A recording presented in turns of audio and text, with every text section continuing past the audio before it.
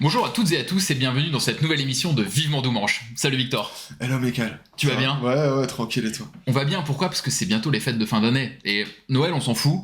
Par contre, les bons repas, on aime. Et surtout, et plus important, les débats pendant les repas. Exactement, l'oncle raciste, les joutes verbales avec votre tante. Si vous êtes végétarien, on va vous demander pour la 15e fois consécutive si vous mangez du poisson. T'es pas anémié d'ailleurs? Quoi? T'es pas carencé, non, t'es pas anémié? Ouais, bah t'as vu ma gueule, bien sûr que je suis carencé, tu vois. Est-ce que Brigitte Macron a un chibre? Si oui, circonférence, au repos et en érection. Enfin, des sujets assez clivants, des sujets sur desquels on peut tirer du discours. On peut en produire, on peut échanger. Exactement. Et c'est ce qui fait qu'on fait civilisation d'ailleurs. Exactement, et on s'est dit, pour s'échauffer un peu pour ces joutes verbales de qualité, est-ce que nous on créerait pas un peu un débat qui est un peu, pas une hot take, mais un petit débat qui dans le métal nous concerne pas mal, et c'est le suivant. Est-ce qu'on peut aimer le métal? Est-ce qu'on peut être un féru de métal tout en n'ayant rien à foutre des groupes old school, voire des pères fondateurs? Voilà, écoutez, question sur le papier un peu coconne, mais qui aura sa place dans le vaste PMU virtuel qui est Internet. Et cette émission aussi. Et c'est clair qu'on n'a toujours pas notre chaire au Collège de France, mais ce qui est plutôt intéressant, au-delà de ça, c'est que c'est une question qui est assez transversale et qui est plutôt pluridisciplinaire. Parce que ce débat-là, on l'a beaucoup dans le métal, avec l'espèce de querelle entre les anciens et les modernes, mais on peut l'avoir aussi beaucoup dans le rap, et même moi, c'est des espèces de trucs que j'ai déjà entendus en prépa. J'ai fait prépa contre toute attente, mais j'avais un prof de latin qui expliquait en fait à quel point l'Iliade et l'Odyssée étaient hyper... en fait préfiguraient toute la littérature occidentale, et à quel point c'était des débuts qui étaient un peu des absolus, et pourquoi lire Shakespeare quand t'avais déjà la furie vengeresse dans l'Iliade, et ainsi de suite. Ouais, et puis surtout quand on le rapproche du coup à la musique métal, il y a quand même une réalité aujourd'hui, c'est que c'est encore plus simple d'avoir accès à la musique des groupes old school qui ont créé des genres ou les pères fondateurs, parce qu'avec le streaming, il n'y a plus la question de devoir poncer des albums, ce genre de choses, tout est disponible et facile. Et d'un autre côté, il y a quand même cette difficulté que globalement ils sont tous en train de mourir, où les groupes ont splitté, etc. Donc il y a moins d'accès live à ces groupes-là, et quand il y a moins d'accès live, bah quand vous êtes plus jeune, c'est aussi compliqué d'avoir accès à ces groupes-là en vrai. C'est plus dur de s'impliquer parce que t'as pas le souvenir de ton premier concert de nanana. Mais effectivement, la mort d'Ozzy aussi, dans tous les discours qui l'ont entouré, on a beaucoup insisté sur sur son rôle essentiel, son espèce de truc un peu comme s'il avait fondé de manière ex nihilo le métal, alors que bon, c'est beaucoup plus compliqué que ça. Mais on sait que dans le respect et l'amour qu'on porte à Black Sabbath, il y a aussi ce côté très... c'est fondateur, c'est une sorte de perfection initiale qui a jamais été égalée. Et c'est difficile de distinguer l'amour qu'on pourrait porter à une musique de justement son rôle dans l'histoire et ce genre de choses. En 2010 aussi, tu parlais des lives qui te permettent de aussi découvrir. En 2010, le Hellfest avait annoncé la reformation de Coroner. C'est comme ça que moi j'ai découvert. Ouais. En 2016, il y avait Demolition Hammer ou Brutal Assault, Fall Off, des trucs comme ça. Et c'est là aussi que j'ai découvert. Et en fait, effectivement, tous les trucs un peu à l'ancienne, dès qu'il y avait une actualité les concernant, on pouvait s'y raccrocher, les découvrir et tout. Et comme tu l'as dit, le rideau tombe un peu sur tous ces pères fondateurs. Et comment les jeunes générations vont se saisir d'un truc qui est vraiment littéralement qui va leur devenir quasi inaccessible de manière directe, si ce n'est par l'écoute. Complètement. Et donc un peu sur la base de tous ces éléments, on s'est un peu interrogé sur les différentes approches pour découvrir le métal. Est-ce qu'il y en a une meilleure que l'autre? Est-ce qu'il y en a une qu'on peut blâmer ou quoi que ce soit? Ouais, bien sûr. Et on va évoquer ce sujet qui, je l'espère, sera particulièrement passionnant pour cette dernière vidéo Vivement Doumanche de 2025. Exactement.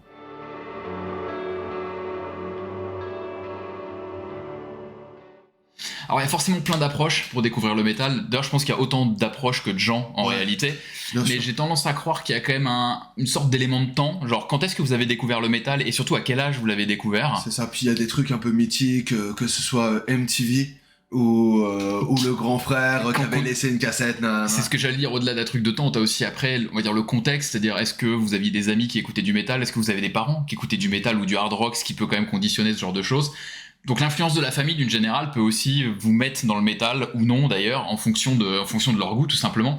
Et ce qui est assez amusant je trouve c'est que quand on parle un peu de ce sujet là j'ai l'impression que personne n'est rentré dans le métal de la même façon. Ouais carrément, c'est un truc qu'on s'était dit, c'est que déjà nous deux on n'est pas du tout rentrés de la même manière. On peut pas faire plus opposé. Ouais. Moi j'ai... c'est un peu l'instant confession intime et tout, c'est la fin de l'année. Je mettrai un petit cadre autour avec marqué REC, tu sais. Non, ouais, moi j'ai découvert ça plutôt jeune parce que, en fait, une fois j'étais allé chez des amis de mes parents, tu vois, et il y avait un ado qui avait un t-shirt AC/DC, tu sais, la chambre d'ado vraiment classique, couvert de posters, et moi je bitais pas du tout ce qui se passait, tu vois ce que je veux dire, t'avais des gars, ils avaient des masques, t'avais Alice Cooper qui avait un serpent autour du cou, enfin, tu sais, des trucs un peu de ouf. Une imagerie qui était Et différente. une imagerie que tu peux pas capter quand t'es en CM1, CM2 et que Et que tu manges tes crottes de nez. ouais, bah pas loin, tu vois. Mais quand je suis rentré, en fait, mon daron qui écoute un peu de rock m'avait filé des références de métal que lui n'écoutait pas parce qu'il écoutait d'autres trucs, tu vois. Mais il connaissait genre Judas Priest et AC/DC, Ouais. des trucs comme ça, tu vois. Et donc, effectivement, au-delà des rayons des têtes de gondole Fnac, du Néo et tout, moi j'ai très très vite eu accès à ces trucs à l'ancienne, comme ceux qui ont découvert via leur oncle, leur grand frère, ce genre de trucs. Et c'est vrai que ça m'a toujours un peu marqué.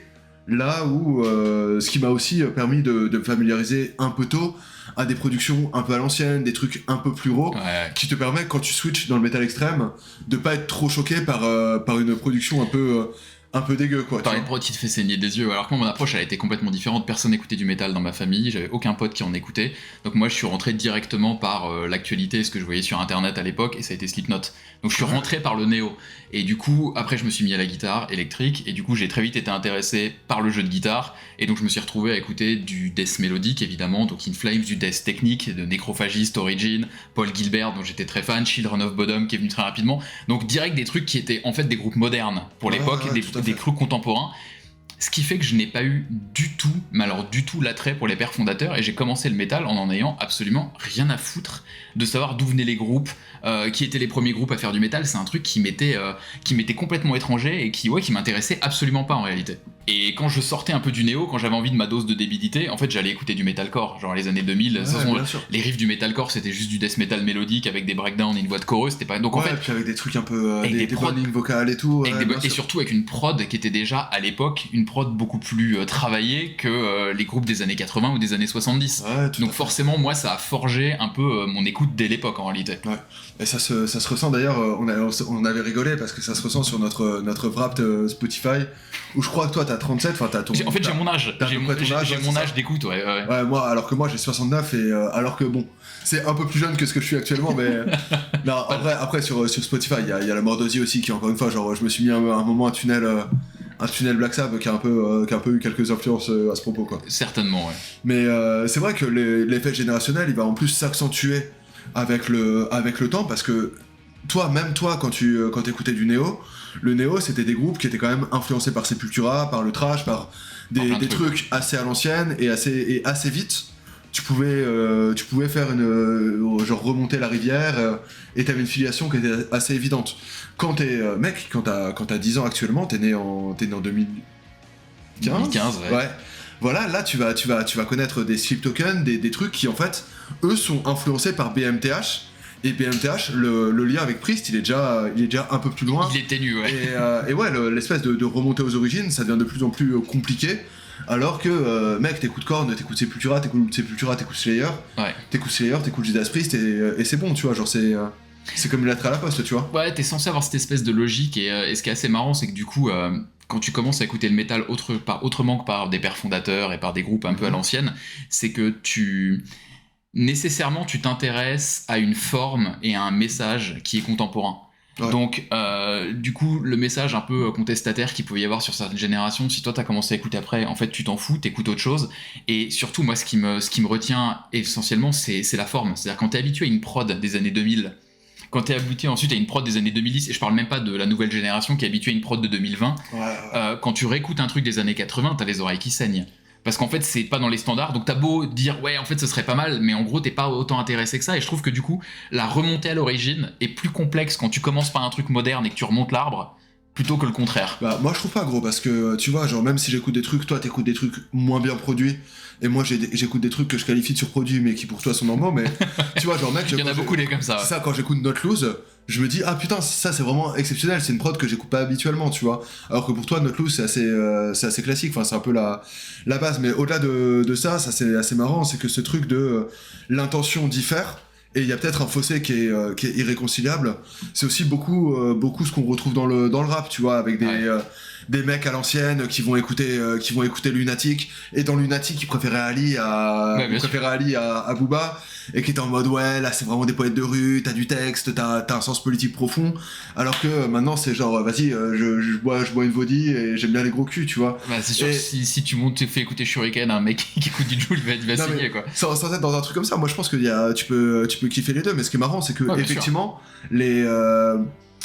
c'était quoi? C'était Gato qui avait dit que lui il s'en battait les couilles de... Je crois que c'était lui. Ouais. C'est ça, qui s'en battait les couilles de IAM, et le fan moyen de IAM, il voit Jul, il pète un câble, tu vois, genre il est en mode mais qu'est-ce que c'est que cette merde? Et dans le métal, tu peux très très vite trouver ça en mode pourquoi il y a 3 breaks alors que la chanson elle en a 2 minutes 15 alors qu'il n'y a pas eu un riff, tu vois, genre... ça peut... Des fois en fait le changement radical d'approche et les trucs irréconciliables, ça peut faire que tu peux simplement pas rentrer dans le reste, tu vois. Ouais, du coup, ce qui fait qu'on a un peu tendance à en rester, à moins si on a envie de creuser, mais on en parlera plus tard parce que c'est une autre approche, c'est que du coup on peut en rester un peu à la surface de ce qu'on aime en réalité. C'est-à-dire qu'on aime un type de groupe, on aime un type de son, on aime un type de truc, on va rester dans cette sphère-là, et si on n'a pas la curiosité intellectuelle ou même l'intérêt de quoi que ce soit, en fait on va en rester à ce stade-là, et on va rester dans la sphère de ce qu'on aime et du type de groupe qu'on aime, et donc potentiellement dans des groupes très modernes, et on va pas s'intéresser au reste, ou inversement d'ailleurs, si on est un matrixé par les groupes des années 80, on en reste là en réalité. Ouais, c'est ça, en fait faut pas non plus trop blâmer, et ça c'est quelque chose qui est assez important, c'est-à-dire que certes, les groupes à l'ancienne sont imbés d'une espèce d'aura, de trucs un peu cultes, un peu purs, un peu le vrai métal et tout, mais un gars qui écoute que Judas Priest et qui va même pas s'intéresser aux scènes modernes à partir du néo, on va dire, pour moi c'est tout aussi inintéressant que le mec qui arrive pas à écouter autre chose que Sleep Token, tu vois. Si ce n'est qu'il y a un peu plus de qualité chez Priest que chez l'autre, tu vois, mais... On est d'accord, mais en tout cas, cette première approche, pour moi, c'est un peu une approche naturelle, et c'est vraiment amusant de comparer souvent, d'ailleurs, les gens qui sont de notre génération, on va dire les millennials classiques, ont quand même très souvent commencé à écouter du métal dans les années 90, où le néo était omniprésent, et si vous avez pas des parents, des gens autour de vous qui vous conduisent à écouter les pères fondateurs, il y en a quand même beaucoup qui sont rentrés dans le métal par une porte qui n'était pas forcément la porte classique des gens, mais qui sont restés dans cette trend-là. Et moi, honnêtement, je pense que s'il n'y avait pas eu Usine, s'il n'y avait pas eu Horns Up, et si j'avais pas eu cette truc-là, peut-être que je un peu des potes qui t'avaient un peu ouvert l'esprit sur d'autres trucs. Je serais peut-être complètement resté dans cette voie sans jamais m'intéresser aux pères fondateurs. Ça ferait pas de moi un métalleux qu'un autre, hein, mais... Ouais, ça fait toi quand même un moins bon être humain, tu vois. Si tant est si bien que ça puisse être encore le cas, tu vois. Alors c'est quoi le pire? C'est de ne pas avoir envie de découvrir Black Sabbath, ou d'avoir découvert Black Sabbath et de n'avoir pas grand-chose rien à foutre? Le premier, gros. Le premier, c'est de l'ignorance, le deuxième, c'est une erreur, tu vois. C'est...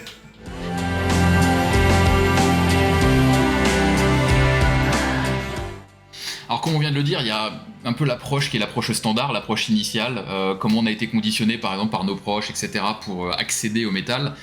Et on se dit quand même souvent que cette première approche a plutôt tendance logiquement à être complétée par une deuxième approche qui est peut-être un peu plus scientifique, on va dire érudite, de se dire bah maintenant qu'on est entré, on a mis un pied dans le milieu, bah on va avoir envie de creuser, et de creuser horizontalement mais aussi verticalement pour découvrir un peu ce qui se passait avant. C'est ça, ouais. En fait, on a l'impression que pour aimer un groupe, faut comprendre ses influences, faut voir d'où ça vient. Dès que tu lis des interviews, t'as des mecs qui parlent de ce qu'ils écoutaient quand ils ont composé un truc, de ce qu'ils écoutaient quand ils étaient gamins, et tu te dis ok, j'aime tellement cet artiste-là que c'est obligé que ce qui l'a formé en tant qu'artiste, je vais essayer de voir ce que ça fait sur moi. Et c'est trop bien, tu vois. Mais effectivement, le truc, c'est que en plus, la qualité des débuts du métal, c'était quand même... Enfin, il y a eu quelques années où vous prenez entre 73 et 85, tu regardes quels albums sont sortis dans quelle année, t'as des tops. Là, putain, mec, le meilleur album de l'année, c'est le Death Heaven. Alors que t'avais des années où t'avais genre un Priest, un Sabbath, un Maiden de ouf, et c'est des albums qui sont trop restés dans l'histoire. Certes, quand Ozzy est mort, tout le monde était en mode ouais, il a créé le heavy metal et tout, bon c'est pas si vrai, mais quand tu vois les 4-5 premiers de Black Sabbath, pour moi c'est des trucs qui sont quand même incritiquable, il y a pas une note en trop, il y a rien de... La suite est plus discutable. Non. Mais un peu comme tous ces groupes là, tu sais, qui sont nés dans les années 70-80, t'as toujours une période de carrière dans les années 90 et tout, où ils se perdent un petit peu. Il y a quand même des Black Sabbath qui sont un peu difficiles à enquiller à cette période-là. Ouais, bien sûr, mais c'est ça qui est drôle, c'est que t'as un double truc, mais au début, t'as l'impression que chaque genre a une espèce de perfection dès la création. Et c'est comme l'Iliade ou l'Odyssée, c'est-à-dire que ok, c'est les premiers textes de littérature occidentale, un peu connu, un peu machin, et t'as l'impression qu'en fait, ok, ça a tout dit, et que ça pourrait être jamais mieux, et donc en fait, que c'est limite obligatoire du coup C'est un passage obligé, c'est un espèce de rite de passage pour comprendre les clés et d'abord s'intéresser à la suite. Et avoir tout, tu vois. Et ce qui est marrant, c'est que ça, c'est aussi valable pour tous les sous-genres, tu vois. Dans le Death, l'année dernière, t'as le Blood Incantation qui est sorti. Ouais. Pour moi, c'est un disque qui est ultra important dans l'histoire du métal, mais on le retiendra toujours moins que les albums de Death, les albums de Morbid Angel. Et Possessed, ce qui est marrant, c'est que je pense que ce sera beaucoup moins retenu qu'un Morbid Angel, par exemple, alors que c'est antérieur. Mais parce que t'as ce côté où c'est encore trop lié au trash, là où Morbid Angel, t'as vraiment l'impression qu'il y a une rupture. Ouais. Et dès qu'il y a une rupture, t'as l'impression que, ok, c'est les premiers trucs dans cette esthétique-là, et c'est les meilleurs, et ce sera indépassable, tu vois. Ah bah comme avec le Death Mellow et Carcass, hein, par exemple, hein, c'est souvent le truc qui est invoqué, etc. Et évidemment avec le At the Gates. Et en vrai, sans rentrer dans une espèce d'approche bourdieusienne, déjà parce que j'ai pas lu, tu vois. Non mais c'est vrai que quand on commence aussi à parler de notre amour de certains trucs et tout, c'est impossible de distinguer en fait l'amour musical qu'on porte à un truc et tout l'espèce d'aura historique. On parlait de Black Sabbath, mais effectivement, genre moi par exemple, j'ai découvert Black Sabbath en 2 temps. Quand j'étais petit, que mon daron m'avait filé les Judas Priest, les machins et tout, il m'avait parlé de Black Sabbath, et je trouvais ça trop bien. Mais ensuite, quand j'ai commencé en étant ado étudiant à aimer le Doom, je voyais que tout le monde, ils étaient en mode ouais, Tony Iommi, ouais, Ozzy Osbourne, machin et tout. Et en captant à quel point Black Sabbath, c'est vraiment un truc de ouf, et à quel point c'est un groupe majeur et tout, tu commences à aimer Black Sabbath pour ce qu'il est musicalement, mais aussi pour ce qu'il est parce qu'il a changé la vie des tonnes de tes groupes favoris, qui a un aspect hyper fondateur et tout, et t'arrives pas à distinguer Black Sabbath de l'histoire et de l'image qu'a Black Sabbath, de la même manière que tu peux pas aimer les Beatles sans avoir en tête le côté très défricheur du groupe, tu vois. C'est quand même un truc avec lequel moi j'ai plus de mal, enfin je prends plus de distance. C'est-à-dire que pour moi, on va dire la réputation, l'importance d'un groupe, ça vient rajouter une patine à la passion. Ouais. Mais je trouve que parfois il y a quand même pas mal de personnes qui inversent les deux. C'est-à-dire parce que c'est un groupe mythique, ils vont dire qu'ils aiment, ils vont à peu près se forcer à aimer, alors qu'en vrai ils en ont pas grand chose à foutre. Si naturellement ils se seraient jamais intéressés à ce groupe, ils auraient jamais creusé. Je trouve qu'il y en a beaucoup comme ça. On pourrait, est-ce qu'on peut citer l'exemple d'Acid Bass en ce moment par exemple? Acid Bass, pour moi il y a vraiment plus le côté bourdieusien, c'est-à-dire qu'effectivement c'est un groupe qui est méga culte pour une petite partie du public. Il y a eu beaucoup de com du fait de la réformation, ce qui fait que pas mal de gens ont aussi constaté à quel point c'est un groupe qui est, et factuellement c'est le cas, hein, qui est à part et qui vont être un peu plus royalistes que le roi. Mais pour moi, en fait, Acid Bass, c'est un peu différent de certains écueils qu'on peut retrouver, c'est-à-dire quand on va se défendre une chapelle, et notamment les chapelles un peu à l'ancienne, c'est-à-dire se retrouver à worship et à porter au nu des trucs qui parfois sont mineurs, ou parfois défendre des carrières qui sont quand même, comme tu l'avais dit dans le cadre de Black Sabbath, quoi, mais vraiment d'anti, tu vois. Venom, tout n'est pas parfait, loin s'en faut. Possessed, c'est un groupe qui est pas mal, mais qui est pas non plus... qui est pas si fondateur que ça par rapport à d'autres qui ont beaucoup plus fait de rupture. Et c'est dur, en fait, je trouve, d'avoir un équilibre entre, d'un côté, je trouve que l'approche scientifique, elle est un peu nécessaire pour ne serait-ce que même mieux comprendre ce qu'on aime, parce que tu comprends pas Sleep Token sans comprendre BMTH, et pas BMTH sans comprendre le néo, et pas le néo en remontant, tu vois.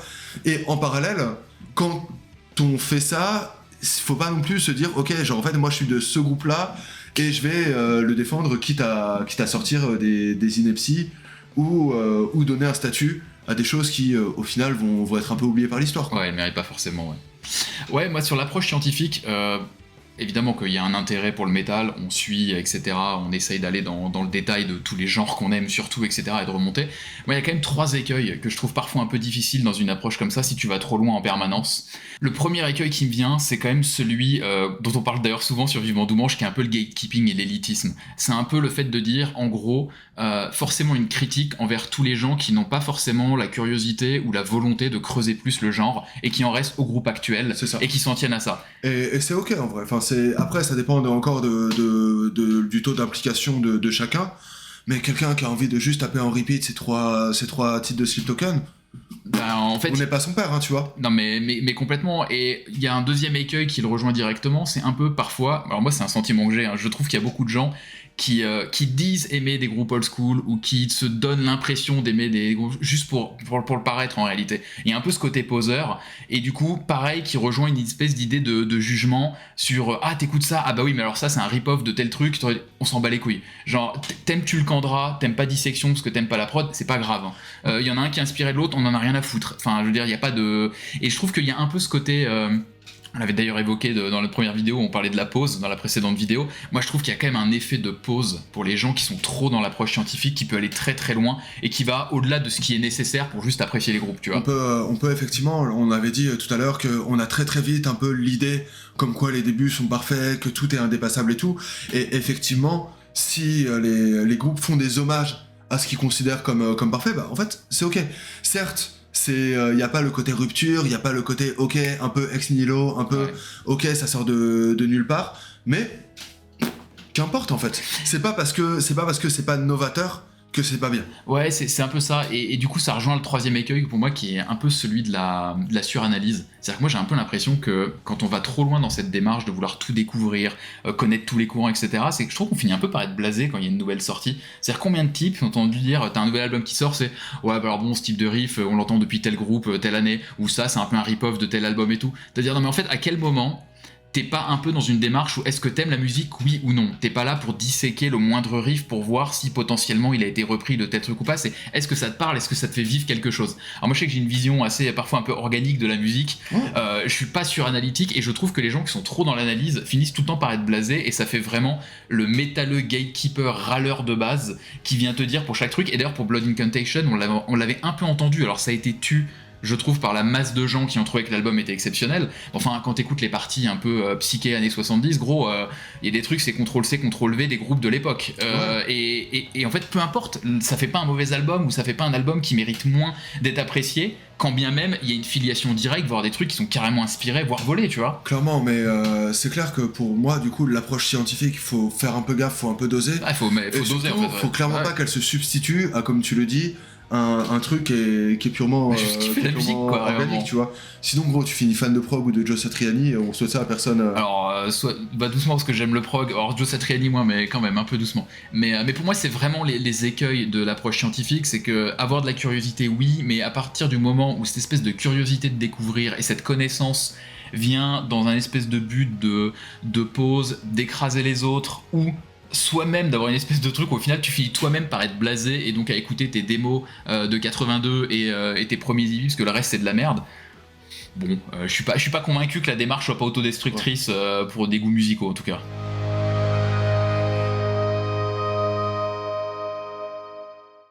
De fait, il y a vraiment un vrai gain, je trouve, à s'intéresser aux pères fondateurs, comme tu les appelles, au métal à l'ancienne, ne serait-ce que parce que ça te permet d'avoir une approche plus élargie. Et d'autre part parce qu'il y a quand même des purs albums dans la création de chaque sous-genre, sauf que ce qu'il faut vraiment garder en tête, c'est que en fait si vous le faites pas, c'est ok, tu vois. De la même manière qu'on a des tonnes de potes qui vont jamais écouter qui écoutent Rammstein, Landmarks et qui s'arrêtent là, tu vois. Ouais, bien sûr. En fait, vous faites ce que vous voulez et on s'en bat les couilles. On vous invite quand même à creuser parce qu'il y a des belles choses dans tous les genres, il y a des belles choses même dans à toutes les époques, même dans le néo. Mais voilà, le truc surtout, c'est de pas rester un peu campé sur ses positions, de pas accueillir négativement des gens qui essaient de vous faire découvrir des choses et de pas être une merde. Et en fait, si vous nous écoutez, normalement... a priori, vous êtes pas des grosses merdes. Voilà.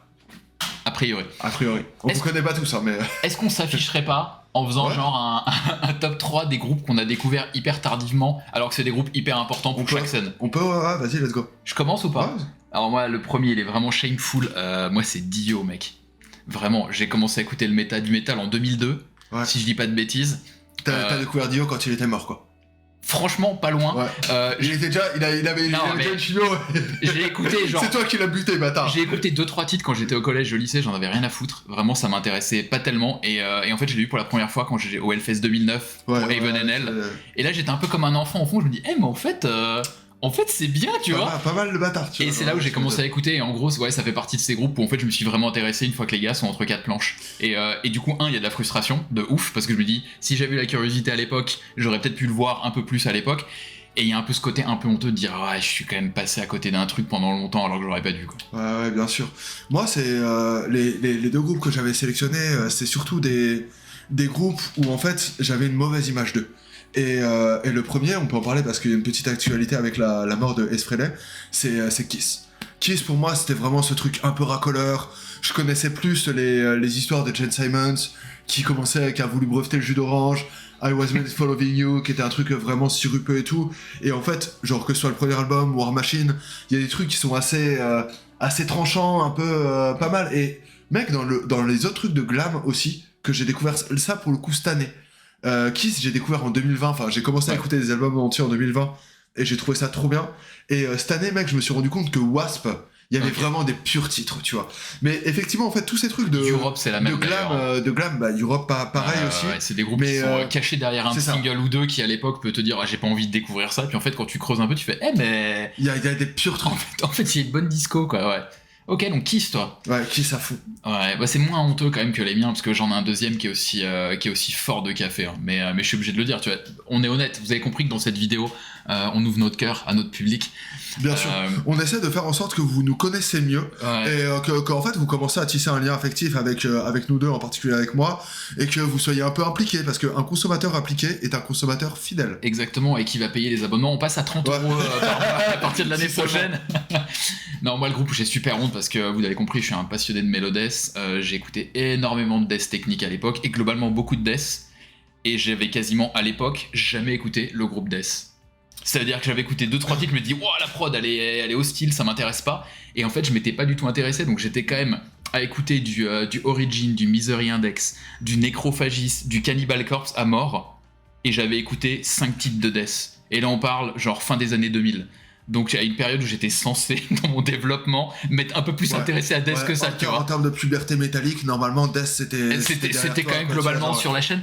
Eh bah pas du tout. Je m'y suis intéressé très très tardivement, et d'ailleurs de manière assez bizarre peut-être. Même aujourd'hui ça clique pas tant que ça. C'est-à-dire que j'ai des titres, j'ai quelques trucs qui me plaisent, mais globalement je me dirais pas tiens je vais m'écouter 2 albums à la suite et je vais prendre particulièrement du plaisir. Ouais, après je comprends. C'est amusant quoi d'un côté. Ça c'est un autre truc, c'est qu'il y a aussi des groupes qui sont dans des esthétiques où on est 100% sûr qu'on devrait aimer ça, c'est calibré pour toi. Et on comprend pas pourquoi. Et on n'aime pas. Genre, moi, j'aime pas Neurosis par exemple, tu vois.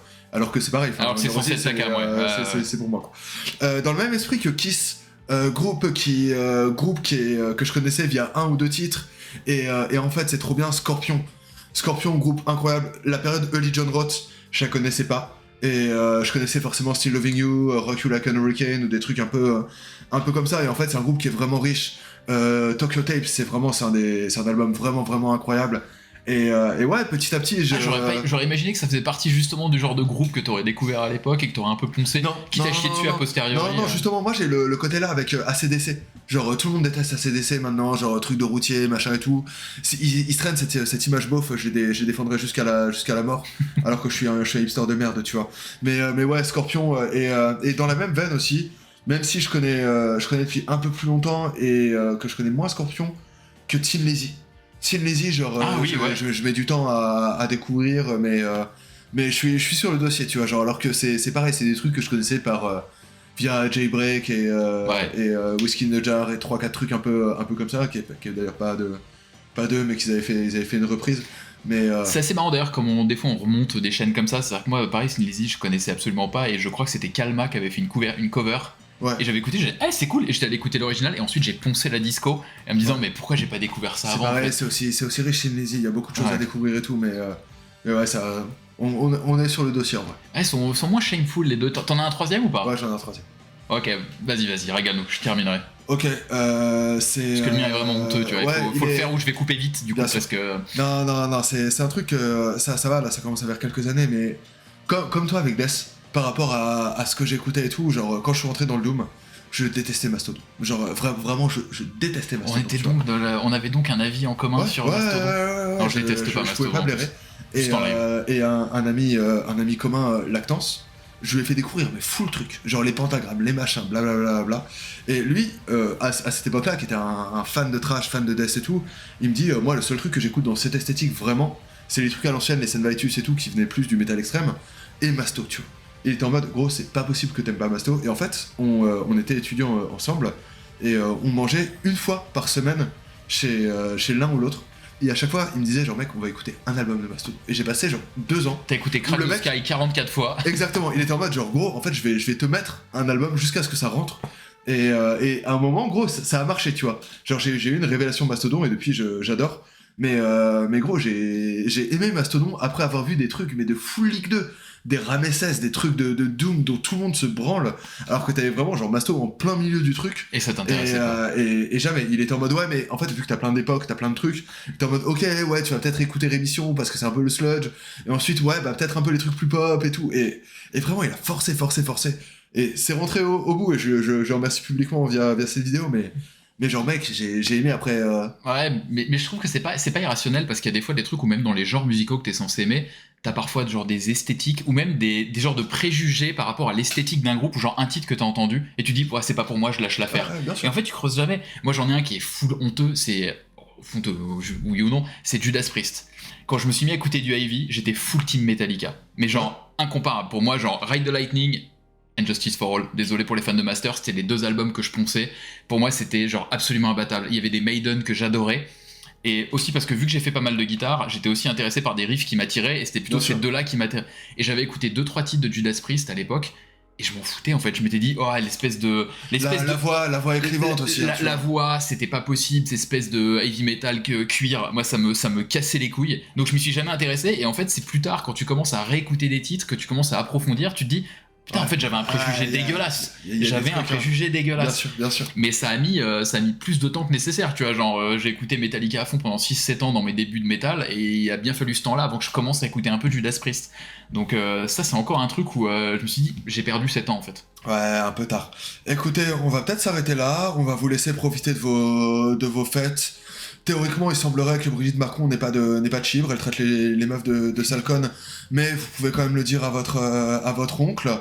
Vous pouvez nous dire en commentaire quel groupe vous avez mis un peu de temps à aimer, comment vous avez pu vous connecter avec du métal. Avec le métal, ouais. Est-ce que vous aussi vous avez eu une approche plutôt comme la mienne, c'est-à-dire contemporaine à laquelle vous vous êtes intéressé au métal la première fois, ou est-ce que vous étiez comme Victor, c'est-à-dire déjà un vieux dans votre tête, et vous dire que globalement si ça grésille pas sur la platine, si la prod est claire et t'entends ce qui se passe dans les guitares et les basses, c'est que c'est pas bon. Bien sûr. Donc n'hésitez pas à le mettre en commentaire. Alors voilà, on vous a raconté votre vie, racontez-nous la vôtre. On se revoit avant l'an de grâce 2026.